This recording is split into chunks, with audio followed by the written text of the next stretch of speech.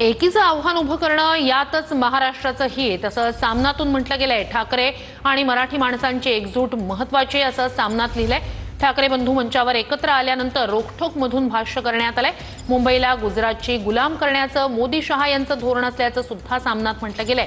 शिंदे यांच्यासारख्या लोकांनी मराठी माणसाची एकजूट फोडली आहे असं सामनात लिहिलंय।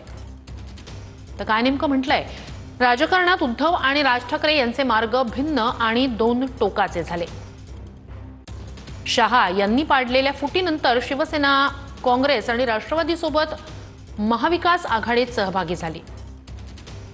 राज ठाकरे हे भाजप, शिंदे गट वगैरेंशी प्रेमाचे चहापान करीत राहिले। शहांना भेटण्यासाठी ते एकदा दिल्लीलाही जाऊन आले।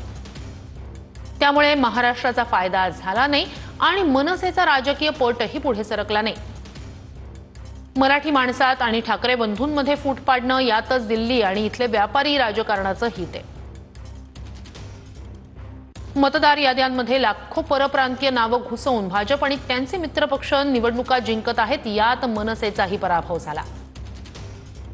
मतांचा मराठी टक्का वाढवणे, महापालिका, जिल्हा परिषदा, विधानसभा निवडणुकांमध्ये एकीचं आव्हान उभे करणे यातच राज्याचं हित।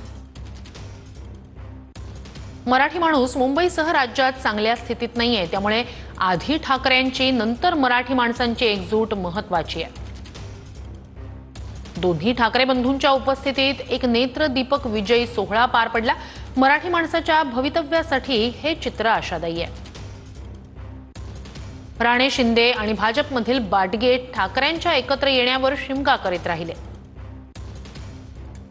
शिंदे यांच्यासारख्या लोकांमुळे मराठी माणसाची एकजूट फोडली। शहा, मोदी हे महाराष्ट्र द्वेष्टे आहेत। आमच्या सत्ता काळात मुंबईला गुजरातची गुलाम करू हे त्यांचं धोरण आहे।